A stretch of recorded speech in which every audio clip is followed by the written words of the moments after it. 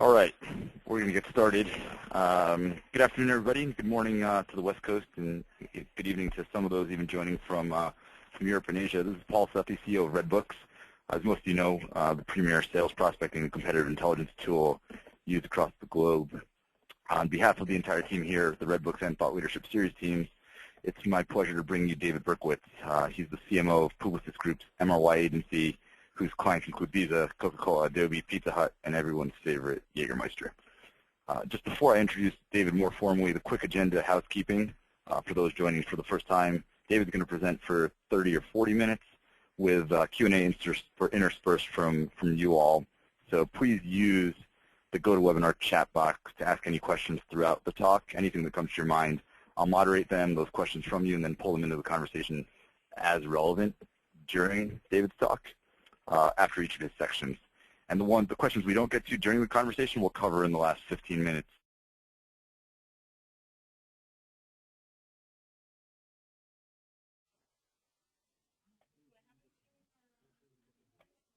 Great. Well, going. Great. Hi, everyone. This is David Berkowitz, and I'm excited to join you here today. And like Paul mentioned, yeah, I'm really looking forward to a lot of the questions that come up. And so please keep them coming. And I'm excited to get into this. And a lot of this is fun. Yeah, this is all new material in essence for me. Something that came up really organically in talking with Paul and the REDBOOKS team, and just a lot of things I've wanted to talk more about and even get off my chest a little bit. So I hope you find it interesting.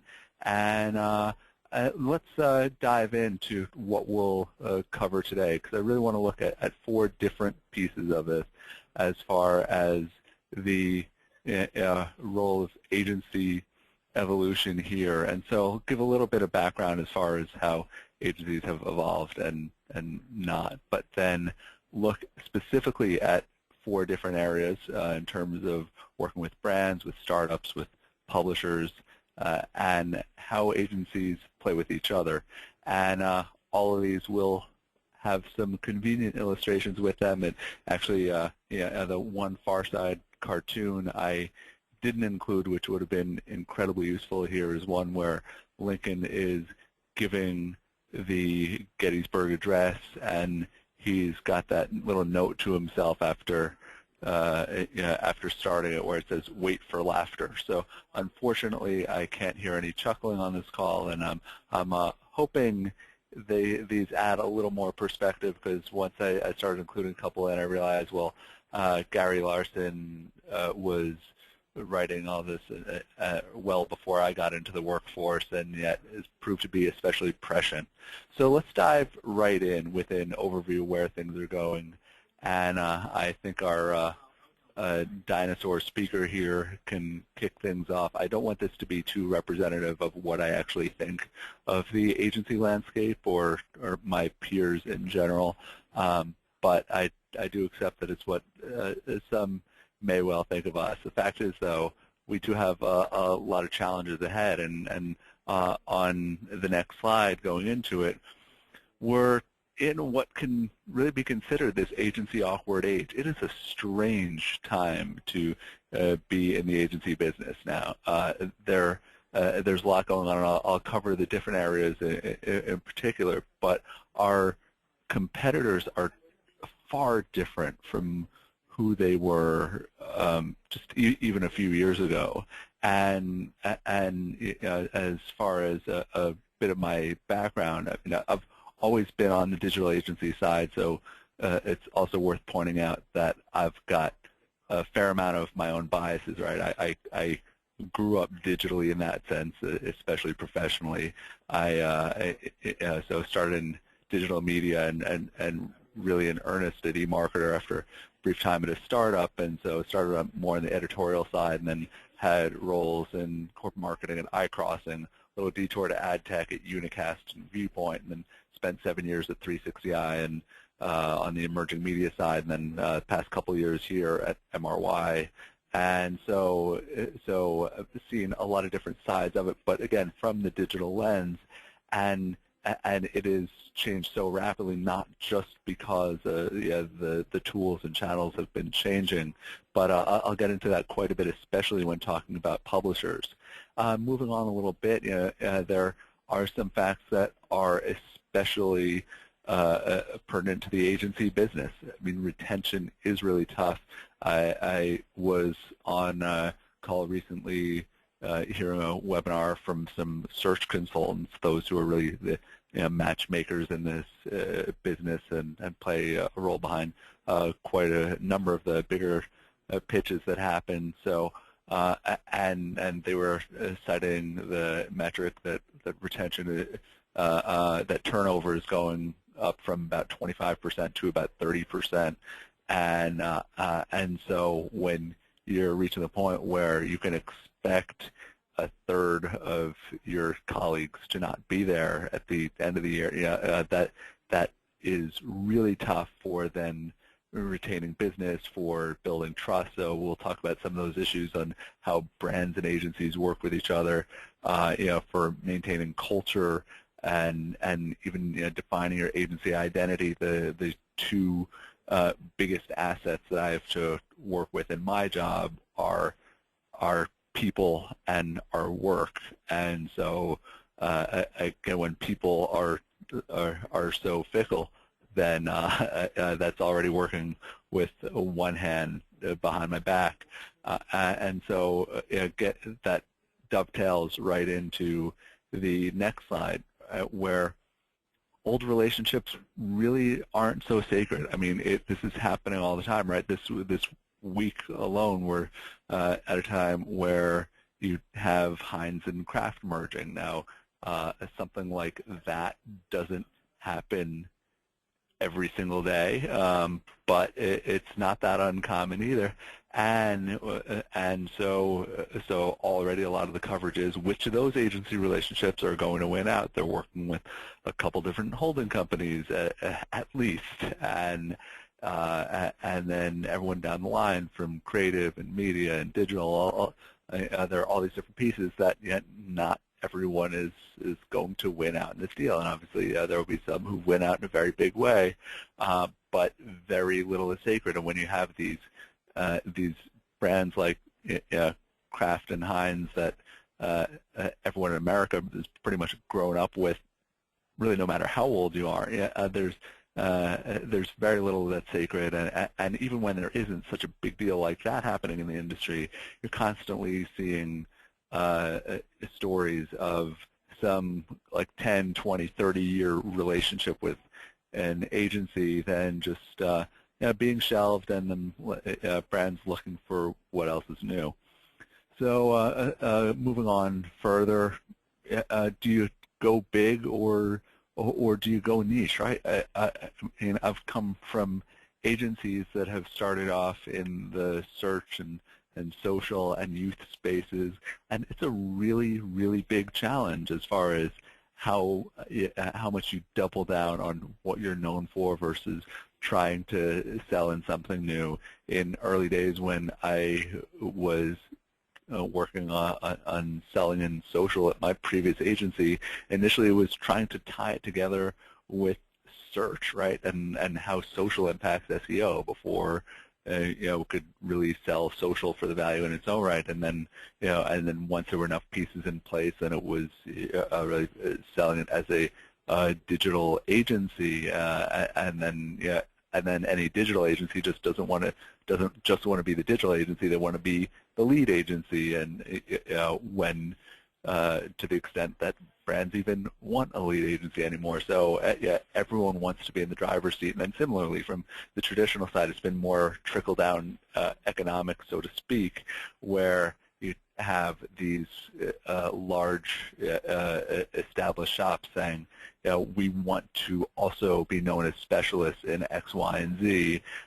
We want to be known as at the cutting edge of mobile. We want to be known at the cutting edge of social, and then get that business too, and not cede any ground. And so, on that note, I'll pause for a moment to see if there are any questions. Again, welcome you encouraging them in the submitting them in the chat box here, and Paul, any from your end? Yeah, one is as it relates to the old relationships and retention. How do you maintain relationships and retain clients and yet not try to be everything to everyone? I think you started alluding to it, but they wanted a little bit more detail on that. Yeah, well, a lot of it is knowing who you are, and honesty goes a long way too. And so talk about this much more in the next section. But I was having conversations about this recently with with some brand folks, and they're saying that it's just like if only more agencies were really upfront with us and didn't try to be everything they're not, it would go a very long way. And accepting that if you are trying to break into new areas, that takes time. You need to actually build up some credibility and show the work. So, but I think a really good segue to what's next here, and let's dive into to agencies and brands, and yes, this image here with Wayne is often a bit of what it feels like being on the agency side here, and just moving forward another slice of life in terms of failed marketing ploys. Now, I will admit that I might have worked on one or two things that resemble what you'll see here, but all too easy to poke fun at times. So sometimes the next slide is fairly well deserved. And now there are a lot of challenges in working with brands. Yeah, a lot of work I've done is with major consumer brands, and so if you go on the next slide, one of the best ways I heard this described recently was marketer promiscuity, and so and I also, when I'm referring to this, promiscuity is a loaded word by all means, but I don't want to necessarily knock brands for this. Basically, if you talk to brands, they want to get the best ideas from anyone and everyone, and so that often means that that they're not just going to go with the tried and true or stick with even who is retained for certain things.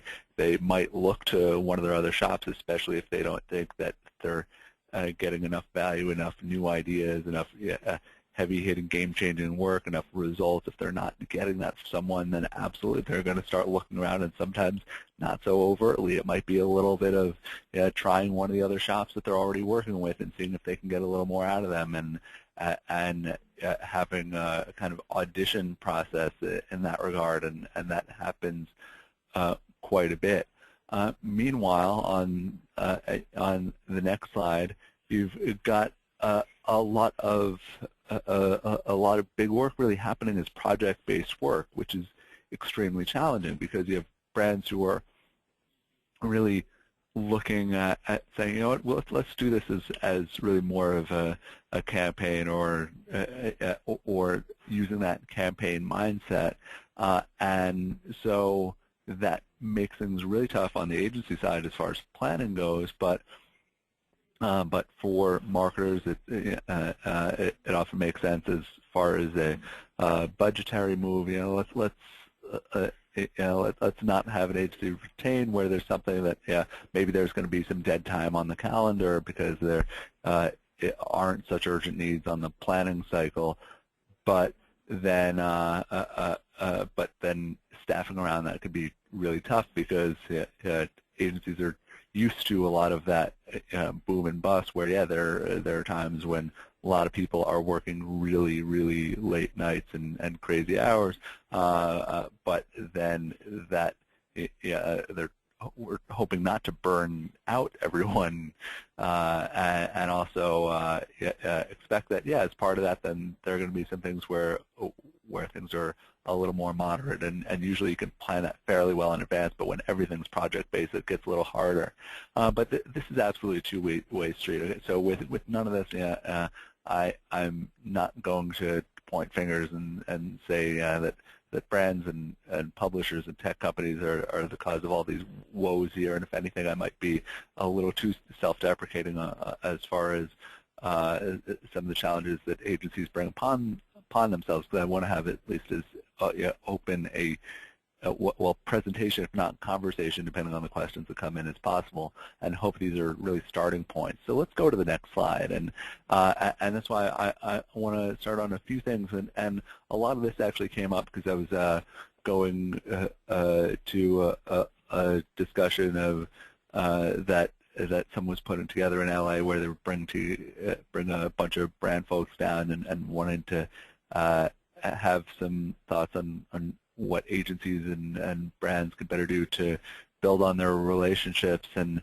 so over the course of that, which happened really recently, I was doing a little homework and didn't just want my own opinions on this, and reached out to a number of people I respected on the brand and agency side, and some who aren't currently with either, and a number of themes stood out, and I just want to hit on some of the bigger ones. So agencies can do a lot more to be proactive with ideas, and it's a challenge too, because a lot of agency life is focused on putting out fires, just being really focused on executing whatever that task at hand is, and they're usually very quickly moving targets, but there needs to be time carved out however possible for still introducing new ideas, bringing up things that brands haven't asked for. So just today there's Periscope launching. There's a lot of things going on with Facebook F8, and so for agencies to start bringing up to their brands, well, what do you really do with this? What's the difference? How quickly do you need to act on this? Then that's really important. All the more so if brands aren't asking for it, because it's probably information that most marketers are going to need. So I don't think any agencies have ever been fired for bringing too many proactive ideas out there. I'm pretty sure agencies have been fired for the reverse. So acting in the best interest of the brand, this comes up quite a bit, but I mean, the whole point of agencies is that they need to be brand stewards, and there need and a lot of what I'm talking about here ultimately is just what can be done to build up trust. So I bring up trust at the end, and actually add lying with the exclamation point, not because it's something where I've had all these people say to me, "Stop lying to us." It's more just that this is a pet peeve that I have heard come up more than once, and really does grate on people.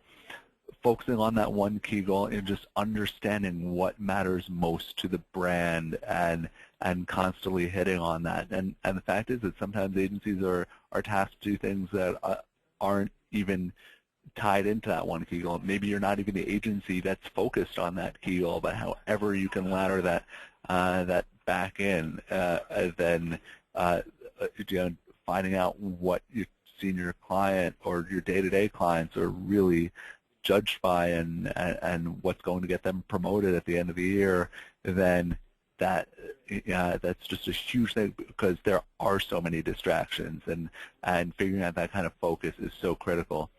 Prioritizing business over awards. I've been diving into this quite a bit more, and especially as I started when I officially became head of marketing at an agency, and I all of a sudden was running the award submissions as part of this. And I've come to appreciate that actually most of the award-winning work out there is really strong work and seems to deliver upon results. And there are more and more shows that reward effectiveness either explicitly or implicitly. And even as an award show judge for a number of things, even more creative awards like Mashable and the Shorties, which I have judged, among others, results are such an important part of it, and just selling that in, even if they're not necessarily moving cases of product, but still, if that's the end-all, be-all, and it's all about just that kind of a shiny trophy at the end and not that one key goal, it's a big issue. And then there's the part about being a team player, right? Supporting great ideas wherever they come from. And you know what? It's like if the brand likes another shop's idea more than yours, you've just got to figure out what to do to make that work as well as possible. And so everyone does really need to come together. Let's go into the next slide. And so, yes, it is a two-way street. Brands need to, there's plenty that brands can do on their own right. So a big part of it is treating agencies like extensions of their teams. So they've got to go and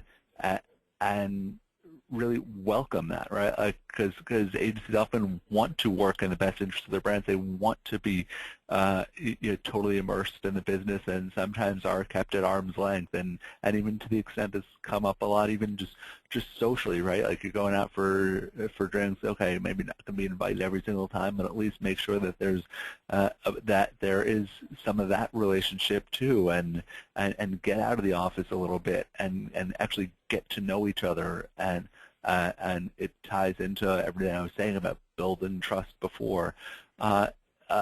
Next point, letting the best ideas win. This is one of those issues where when brands have that very clear agency pecking order, it sometimes means that they're agency gatekeepers, right? So lead agencies wind up with a lot of power, and that's why agencies are so hungry to jockey for that. Now, what can happen, though, and what I have seen happen on more than one occasion, is that some great ideas really get blocked by another shop that, not surprisingly, is invested in promoting their own ideas, right? And so so brands need to have a way to hear at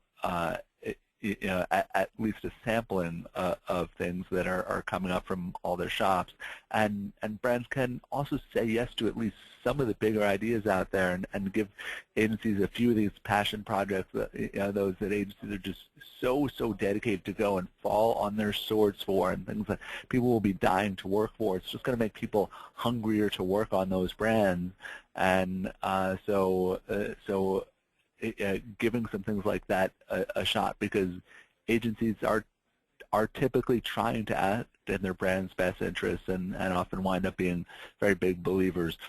There's responsibility for briefs. It's a lot of the lifeblood of how agency and brand relationships work. It's that one sheet or more, and accept that if there's just some really vague or unclear brief, then it's going to lead to a lot of work that is subpar.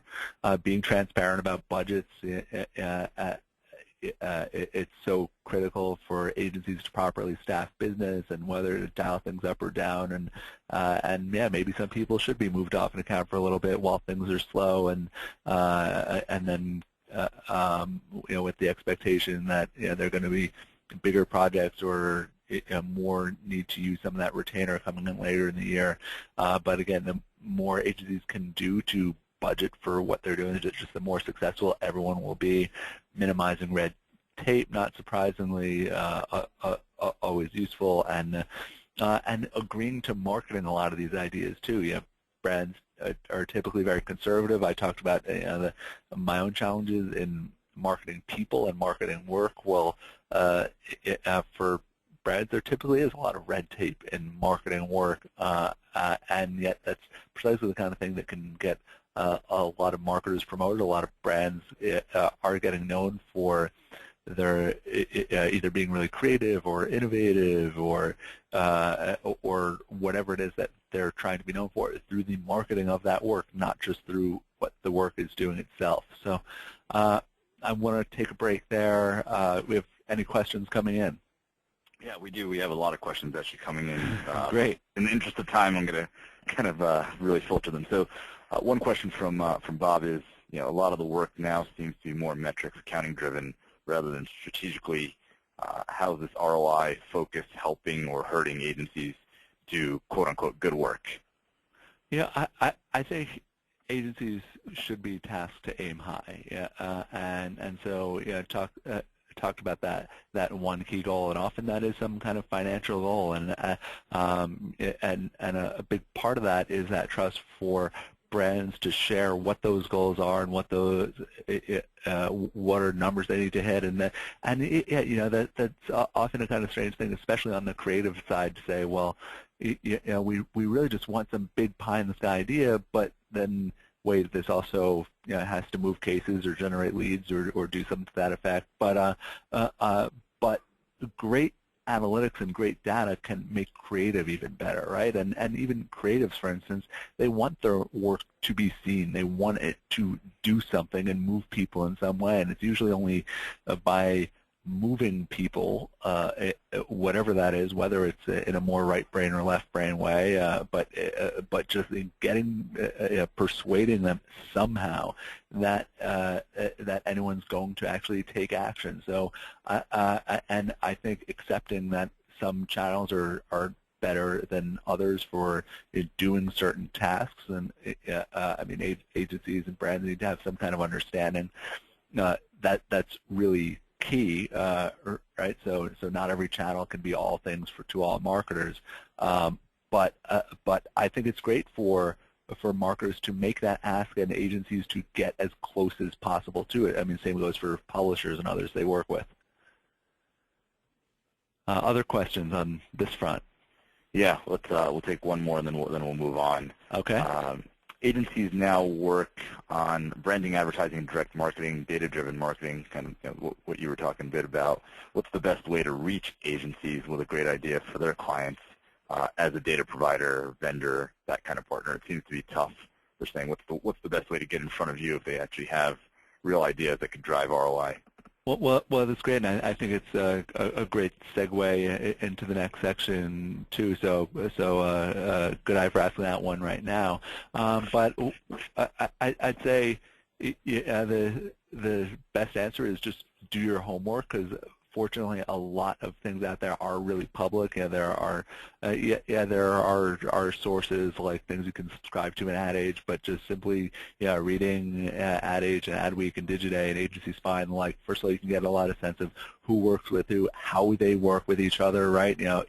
Getting a sense of, is an agency more focused on creative or media, and what is that shot being used for? There are increasingly other channels and platforms specifically designed to reach these buyers, and namely brands and agencies. So there's the great platform Partnered that they're really good at introducing startups to brands and agencies in a really straightforward way.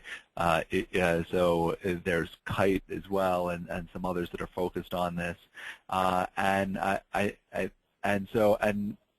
far as getting in front of the agencies, I'd use any tool you have, whether it's just looking at who your closest connection is on LinkedIn, to maybe you have a connection to that brand, and having the brand then punt this to whoever makes the most sense.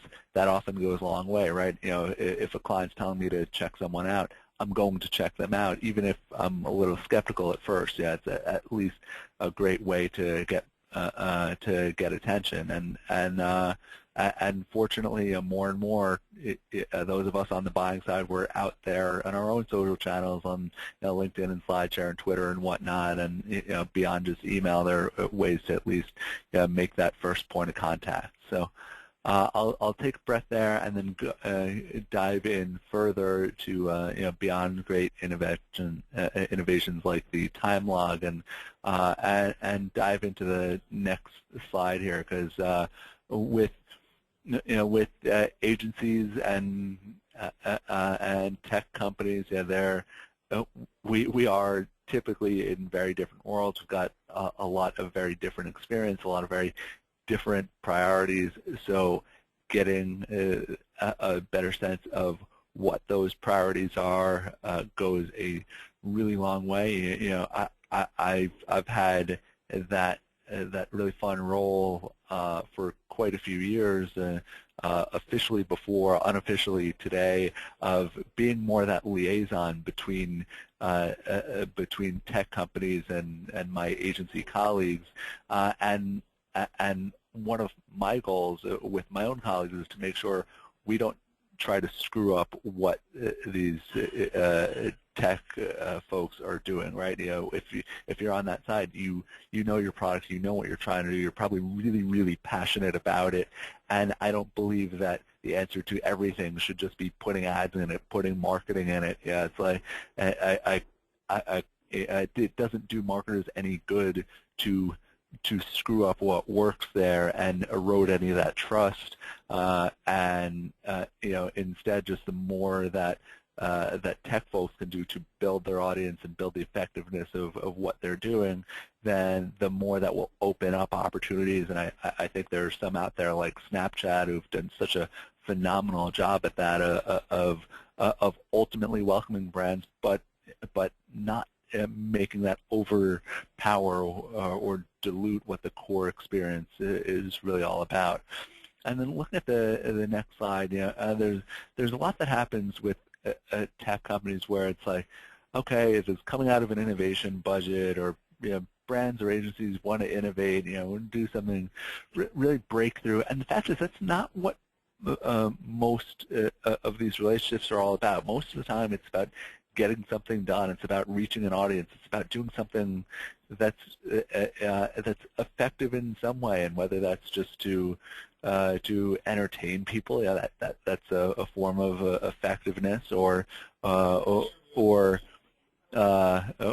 whatever the case may be. So, and accept that there's that a lot of what's happening is really experimentation. So, you know, so it's not always reinventing the wheel or trying to do something totally breakthrough, and that's great. So to that end, agencies really need to welcome a lot more experimentation, and accept that, you know, we're going to do things that are that is really maybe never been done before, or build on something new, but again, isn't totally reinventing how say a brand does business, and that can actually be a lot easier to sell into the brand. And to that end, agencies really need to focus on being good partners here, and so that again goes back to doing what's in the best interest of the brand, and there are plenty of times, for instance, where I've seen tech folks come my way, or just great programs, and I'm like, you know what, this isn't what my agency is working on day to day. I just want to send this over to clients. I've sent it over to former clients or brand folks that aren't even that I've never worked with, and just saying, you know what, you need to check this out. It's all about that good karma. You know, I want tech companies I believe in to succeed, and I think there are a lot of people like me out there who feel this way, where it's like, you know, if we can't work on it, okay, so what? We won't be able to be the first mover there. We'll figure out how to really do that right, and just set that company up for success, and then try to work with them on the next thing, or whenever we can. Any questions on that side? Yeah, so one of them is, if you do your diligence and you come to the agency only when it is relevant, next step, how do you get agencies to be more transparent with their budgets so you're not wasting your own time? You know, I think reinforcing that need early on, yeah, a lot of it is just having these really honest conversations. And the fact is, a lot of agencies don't always know, right? And sometimes budgets aren't even the biggest hurdle. There are plenty of issues where folks on the tech side are willing to be pretty generous and practically give something away, or if not outright do so, and it's just the time invested in it is really tough, or agencies think that they're going to be able to sell something, and they just can't find that angle that works, or it gets or brands want to go in a totally different direction. And mentioning before, a lot of these relationship shifting, a lot of things shifting from retainer to project based. Often we don't have great clarity into what our budgets are, or budgets change fairly dramatically on short notice, and that can mean things go up and down. Fortunately, a good chunk of that does even out over the course of the year, but again, I think having that more transparent conversation, and even saying to agencies, okay, for this brand in particular that we're trying to work with you on, how has that trended? How have these other programs gone? What is it that actually got budget for it? Is this the first time the brand's considering doing anything like this? That again, that can all really help build those relationships. Any other questions on that front? There are a bunch of them, but I think in the interest of time, we should probably keep moving. Okay, yeah, no problem, and happy to take more at the end. So, yeah. So let's get into agencies and publishers, and I think this is, it's a particularly interesting area, I think, because it's where a lot of the change is coming in. So, so right now, going on to the next slide, publishers are really, really hungry right now, right? There are so many publishers, whether things are resembling more major media outlets like a BuzzFeed or a Vox or Quartz on the business side, or you have you have tech companies that are increasingly publishers in their own right, or offering publishing. Snapchat being a great example of this, and so it looks like Facebook's going to be pushing more in terms of hosting content and being a media company in yet another way.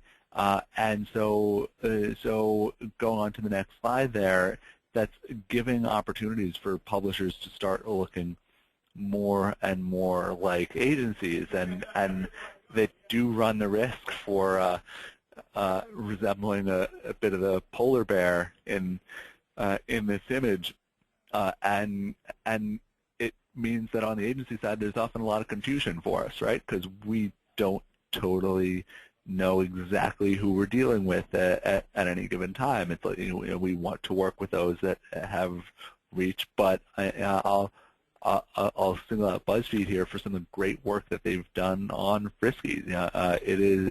It's fantastic, and I loved what they did around the Super Bowl and everything around this all Dear Kitty. It's just beautiful work and creative, and the brand is front and center in it. It's just like anything that I think that an agency person is going to really want to work on, and it's coming entirely in-house there. So that definitely creates big challenges. And going on to the next slide, it means that it can create some of these very rocky relationships when you don't know exactly who you're dealing with. So, and some of this is just going to be a work in progress for a while, right? Like I don't expect every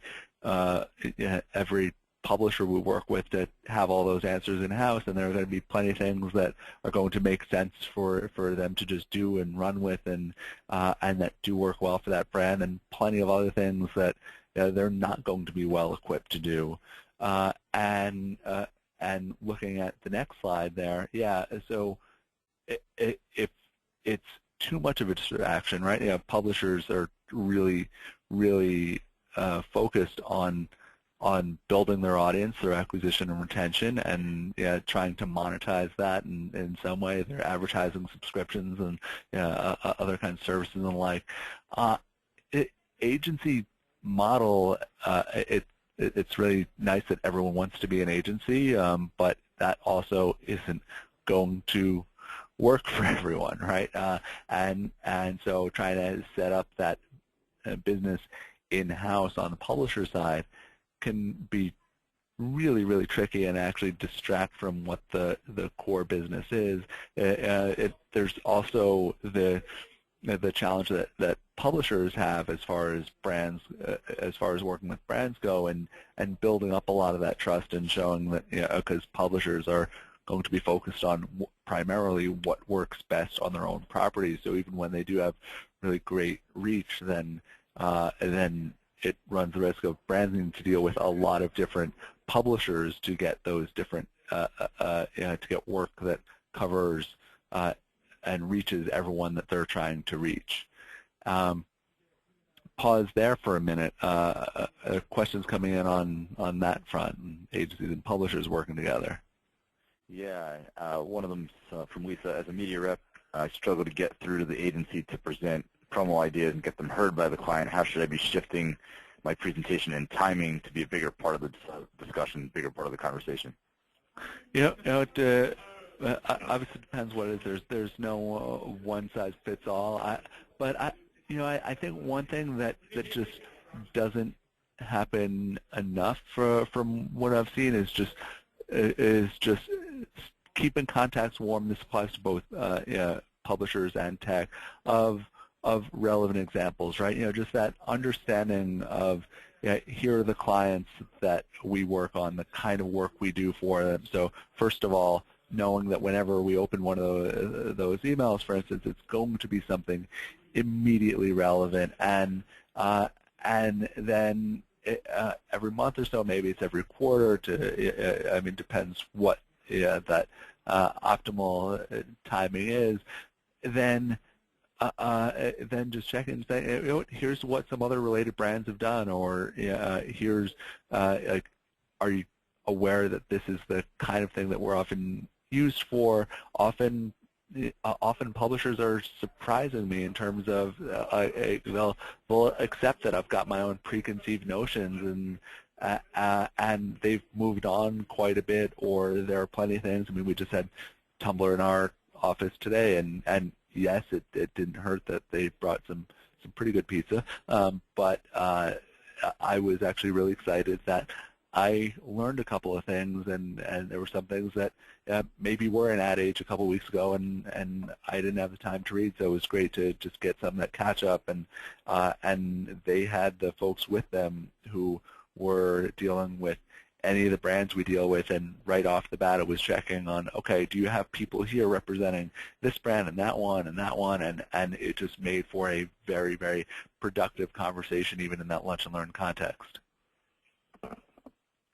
That sounds good. I think let's keep moving, and then we'll leave the rest to the end. Okay, great. And so agencies working with other agencies, this it does resemble a little bit of what it can be like, and so does the next slide there, where and it feels like this all sorts of ways, right? There's just this could also be titled, "Life Within Holding Companies." It can feel like this, and so it is and it's a really funny dynamic, right? Because ultimately, agencies are looking for having that most successful relationship with their brands. But I was mentioning a lot of this up front in terms of agencies constantly trying to move into other people's turf and constantly trying to be all things to all brands, and it does lead to quite a bit of conflict here. Now, but then again, that's not to say that that's the entirety of what it's like, and I know that's going on. It's an acknowledged issue up and down the line, and I think one of the things that works also especially well is from the brand side. When they're really strong quarterbacks from the brand perspective, that and agencies knowing their roles and knowing what role they play on any given program, it can prevent some of that happening at the outset. Just to go on to the next slide, just yet another slightly darker take on all of that. But let's just go ahead one more slide here.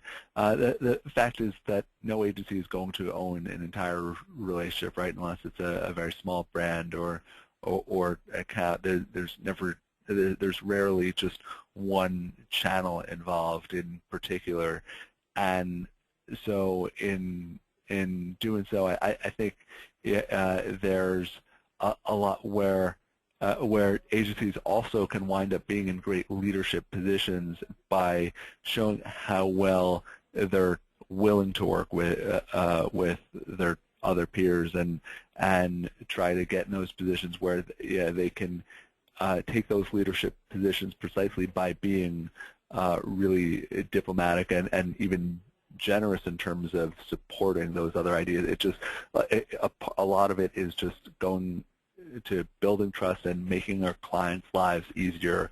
Whatever it takes to do that, it gets really appreciated in the long run.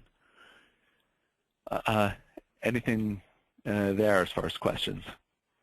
Yeah, it's what you already covered. It's more, one of them asks that, as a full service agency, how do I make sure that I'm not going to cannibalize my own business by playing nice with other more specialized agencies? Well, the fact is that there's probably a reason why brands are including those other agencies in the mix, and I think there are constantly opportunities to show brands what else can be done, right? And what a lot of your best work is, even if especially if it's not stuff that you've necessarily done, and even saying, look, like we're able to do this for another client. Just wanted to make sure that that you saw this, so at least it's back of mind if it turns out that that there is an opportunity to get in and take on more of that business. But to constantly be in this position where you're trying to block other agencies from doing their jobs, so mistrust, I don't think, is a great long-term business plan. So on that note, I'll spend just a couple minutes on a topic near and dear to me, and in terms of marketing the marketers, and so looking at this image and the one after, differentiation is really tough, and I know that that a lot of agencies sound alike. I mean, pretty much any time you say what you are to a brand, they're always like, well, okay, we've heard that before. We've heard that so many times before, and it's hard to be totally original. It does help to at least say, what you're good at, what your specialty is, and what your view of the world is that helps make you stand out, especially if it helps a brand see the world in a different way. I don't want to say differentiation doesn't matter, but a lot of it is ultimately about who you are, the kinds of ideas you have, and the kinds of work you put out. And so, and ultimately, it's for agencies, going on to that next slide, to prove that they're adapting to these very modern, very changing times, and so there's so there are a lot of these shifts in how publishers go about business that we didn't get into. Some of the other challenges where brands also want, as often they want as much competition as possible. They're looking at other platforms out there to look at maybe pools of freelancers or crowdsource and things like that to bring in just more ideas, but still use their agency relationships to focus on strategy. I think a lot is going to be shifting in the next few years ahead. One of the things that I found really really successful here that's made me so excited to work here, if you go to the next slide, is our own mantra as far as everyone contributes, right? So what is so important to me is for every single person working here to have a stake in MRY's brand. And so that could be contributing to the blog. We have a lot of different designs out there for our logo. There's a lot of people who work on our award submissions, our website. We had a couple of great parties, South by Southwest. Well, guess what? Those parties involved project managers and designers and all kinds of people that are already employed, videographers, photographers, and so we were able to tap a lot of our resources to make those events as incredible as possible and put on that best face. So I don't think everyone needs to be a writer. But we did have more than 20 people at our agency, a few hundred-person shop, represent us in the press last year, and that's something I'm particularly proud of, right? We can get a lot of voices out there, get a lot of ideas, and I think that's something that can just be so encouraging, something so motivating for people to know that, it's like I tell my colleagues all the time, whenever you're looking for your next promotion or even your next job, then anyone you compete with is going to have a lot of great brand logos on their resume. They'll have a lot of work in their portfolios that they may or may not really be able to take credit for, but they won't necessarily be able to show what they've done for their agency or the kinds of thoughts that they've put out and ideas that they've had out there. And I think that's just one of those really powerful differentiators everyone can have, and something I'm just excited to keep building on. So I'll take a break there, and we've had some great questions already. Any other really good ones coming in? Yeah, so one, and these are kind of now not related to any particular section, but as brands become content producers more and more, and technology allows for more efficient bridge to consumers, at least digitally, what does this mean in terms of agency talent migrating to brands? How do agencies plan to avoid that talent drain? Yeah, well, I think that there's a pendulum out there, right, as far as what brands take in-house versus what they don't. I think, even content production, it's a fine time for it, and do a whole separate discussion on the evolution of this, because while we got to this point where it was like, oh, it seems like everyone wants to have a newsroom and respond to everything and real-time marketing, this and that. Yes, there's a lot more content being generated by far more brands, but there's also now every major publisher platform is saying, you know what, you've got to really pay to distribute that. So it's like, okay, yeah, you can post this here, but no one's going to see it. And that's the case on Facebook. It is overwhelmingly the case on Twitter, Pinterest, Tumblr. It's just where that trend is going, whether or not it's fully happened on every single platform.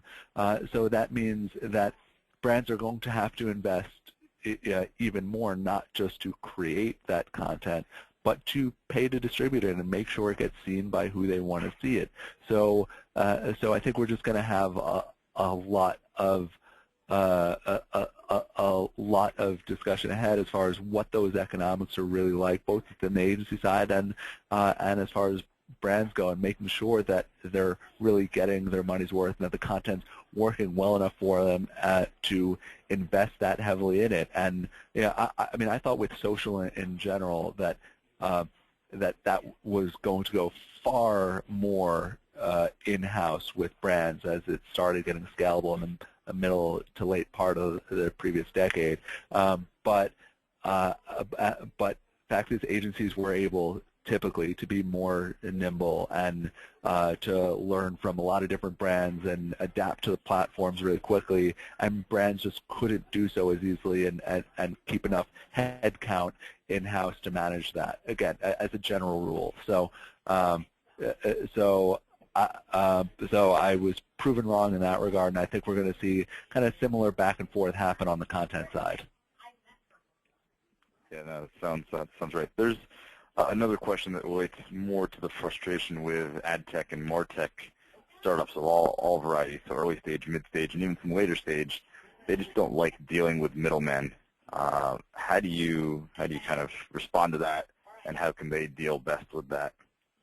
Well, I think that's why I had that gatekeeper slide in there, and so so that is absolutely a big part of the agency reputation. I've heard that to my face, and I've seen agency folks that absolutely act that way, and sometimes it's just part of our job, right? Brands often don't want to see every single thing. You have some folks out there like Bonner from Mondelez is really famous and has made his name out there from wanting to hear anything and everything.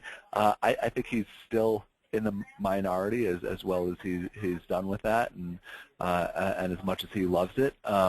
And so part of it is, brands often, well, they need some kind of filter, right? Whether it's themselves or through one of their partners. And I think with on the agency side, so that is part of our jobs.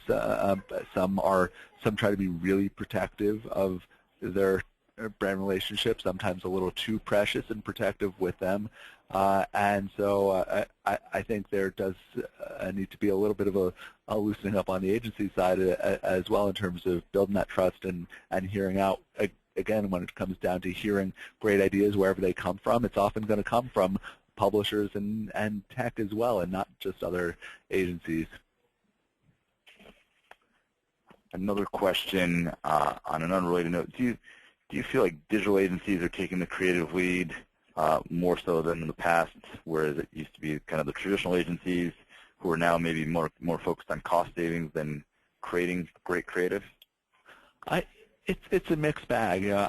Hey, my own bias is I wish digital agencies were always taking the lead, and that was constantly the case. But it isn't. I mean, we are lead agency on certain brands, and we're not on plenty of others. And